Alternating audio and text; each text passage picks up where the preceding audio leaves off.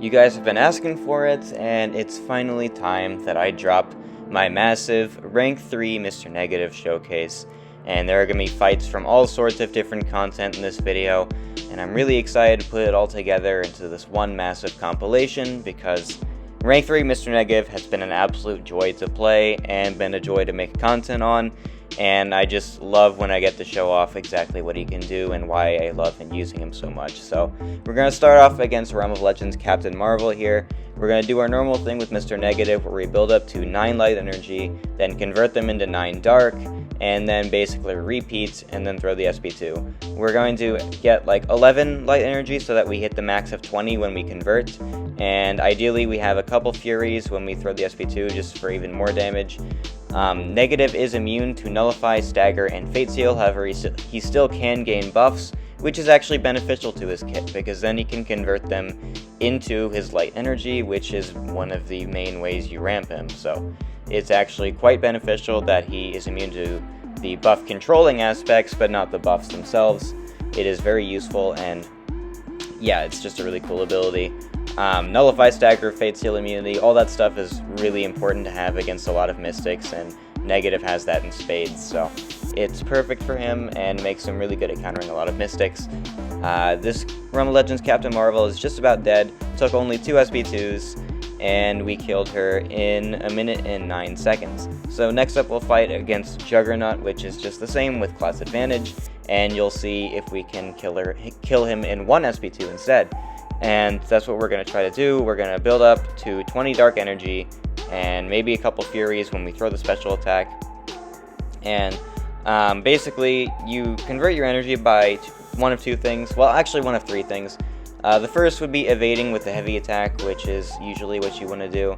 Unfazed Mastery does make that a little risky when you're fighting an opponent who does run that in, say, War or Battlegrounds, but I've never actually had a fight recorded where they ran unfazed, and because of the fact it's not a mastery that's commonly run, I don't have to worry about it too much, but there is always that risk. So if you know your opponent is running unfazed, then you can also convert with your SP1. The SP1 is just going to do the same thing the heavy attack does, except there's no evade, so you convert your 9 light energy to 9 dark energy, and you don't have to worry about that mastery possibly screwing you up.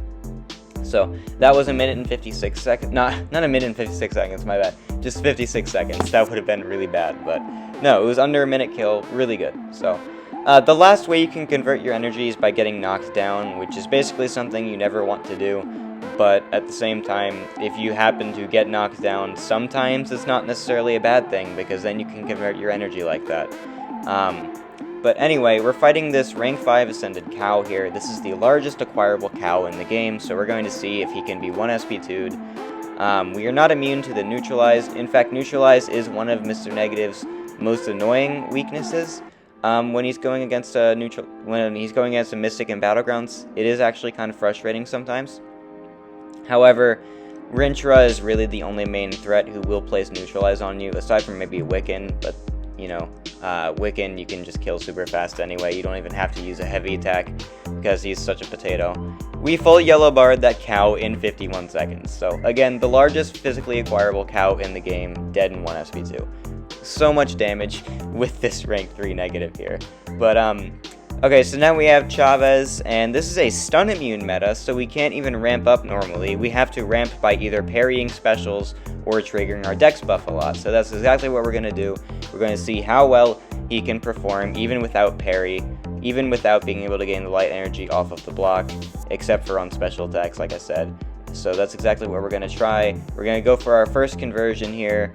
She almost waits out the entire thing because AI sucks, but luckily we're okay. We're going to try to get a bunch of dex buffs.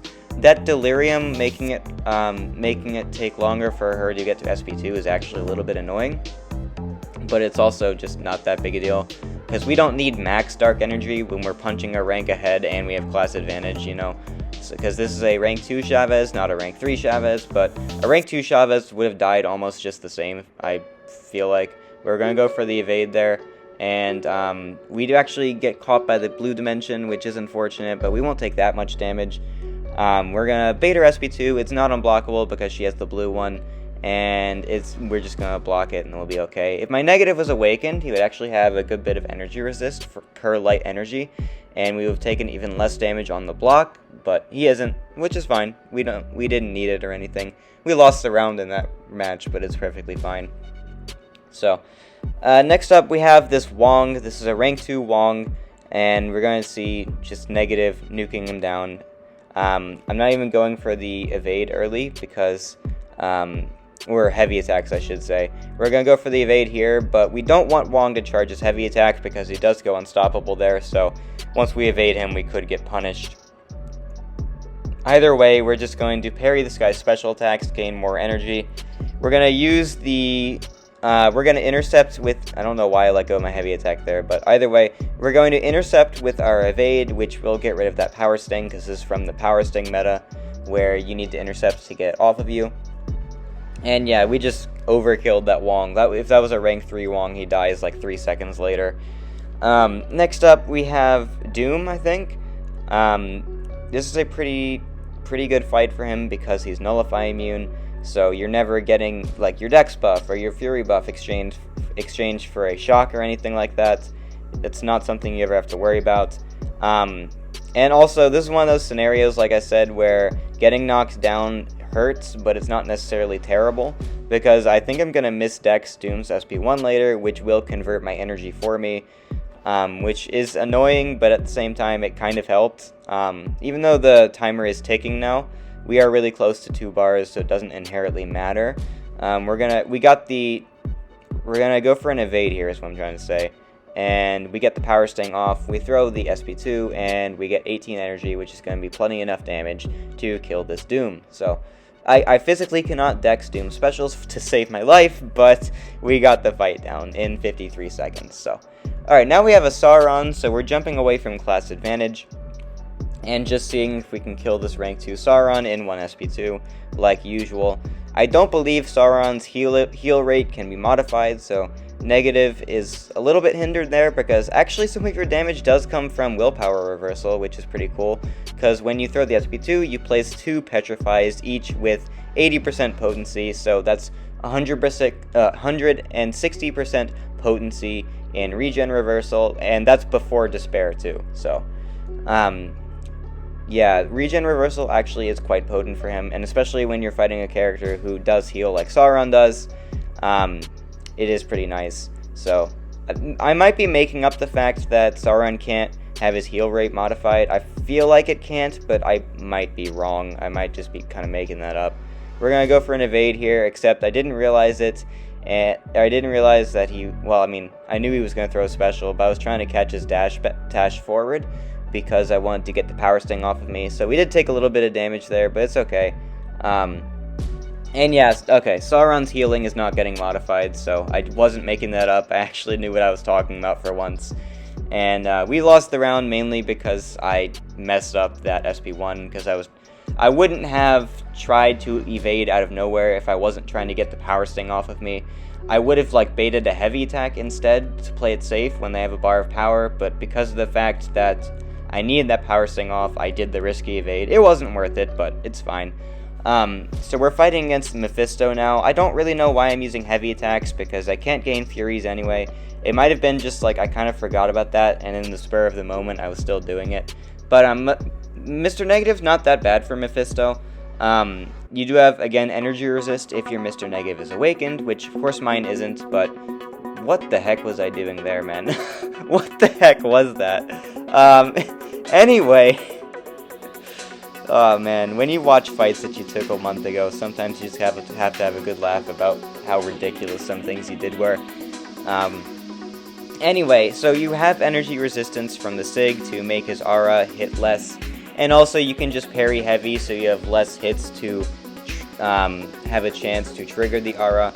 It's not like you have to use a bunch of 5-hit combos with negative, giving him like so many opportunities to trigger the aura. No, you can just knock him away with a 2-hit heavy, and it's not going to be that much of a problem. And again, energy resist from the Sig. So now we have Killmonger, and Science Champs, there are actually a few that can take Killmonger. It is kind of funny how that class works when countering this idiot, but Negative is one of them that I have found some decent success with. Because of that SP2 Petrify, basically you throw the SP2, and then once the degens proc, you just completely power drain him to 0. It's really funny, and you're going to see it later. But I'm baiting this guy's special because he doesn't want to throw it, because I want him to have low power for the reverb, because Killmonger's reverberation is more potent depending on how high his power is. So if you trigger the reverb when he has little power, then you take a lot less damage than if he had high power. But look at this guy just power drain himself because of those petrifies. It's so funny.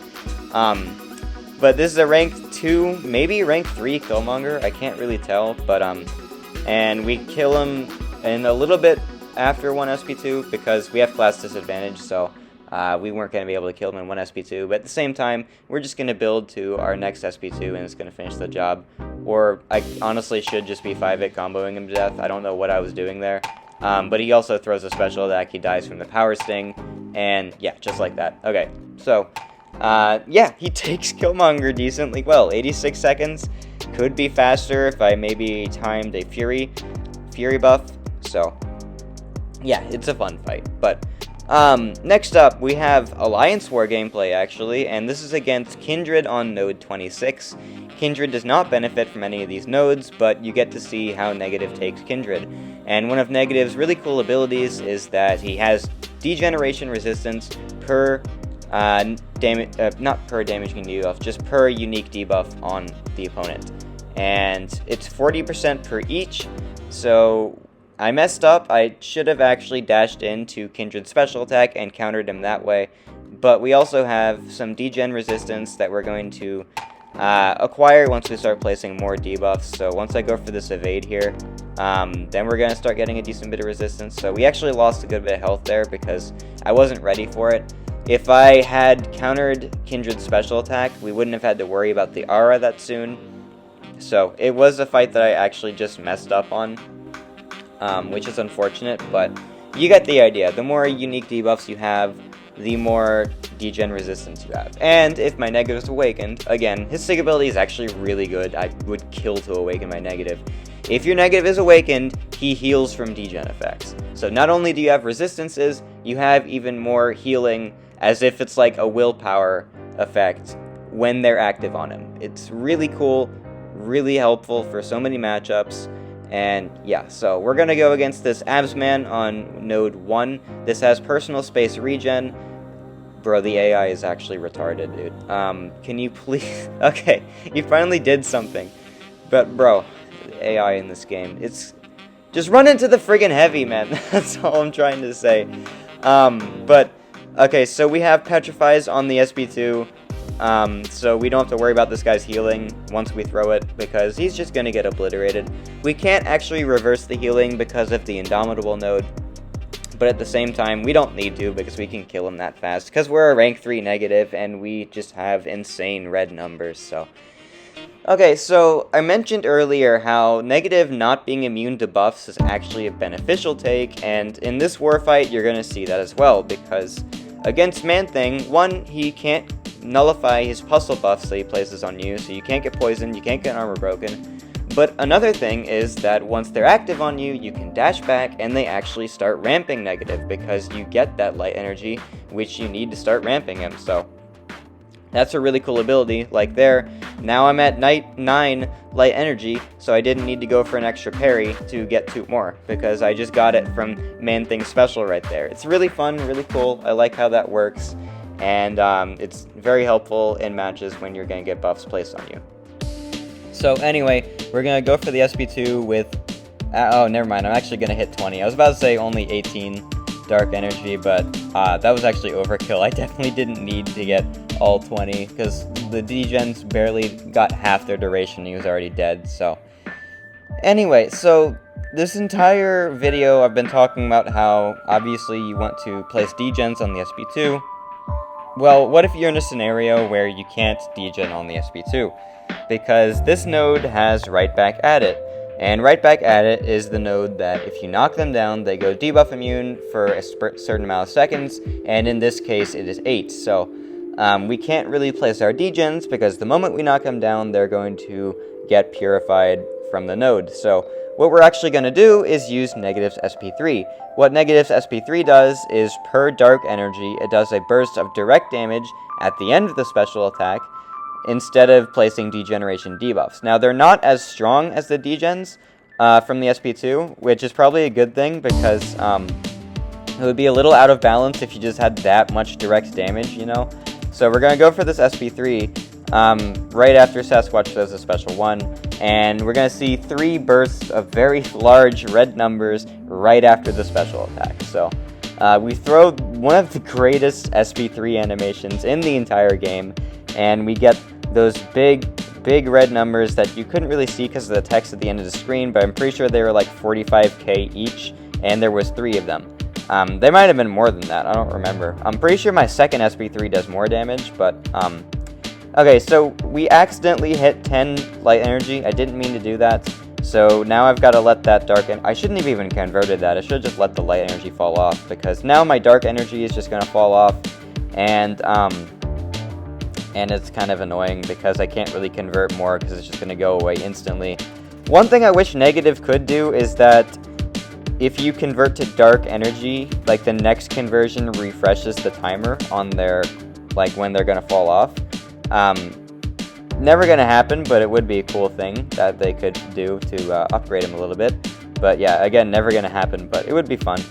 We go for an evade here into the relic to where we can knock him down, get the Ebb and Flow knockdown node off, and he is debuff immune, but it doesn't matter because we're placing that awesome direct damage, so we get to kill him without needing those degens. So it's a really cool rotation that you can use with him, and I've used it for multiple fights on this node in the war map before. It's really helpful, and he gets the job done perfectly. So okay, now we have Winter of Woe Nebula, and I sped this fight up to twice the speed because I've already uploaded the solo on it, and it's just a really long fight because, well, Negative isn't necessarily meant to take this, but he happened to fit an objective, so I went for the solo anyway, and I got it. So basically what you want to do is convert your energy when she's in the unblockable phase, and then ramp your energy when she's in the shock phase. And that's basically what's going to happen, because the evade is going to trigger her auto block, which if she's in the shock phase, she will shock you from, and we don't like that. But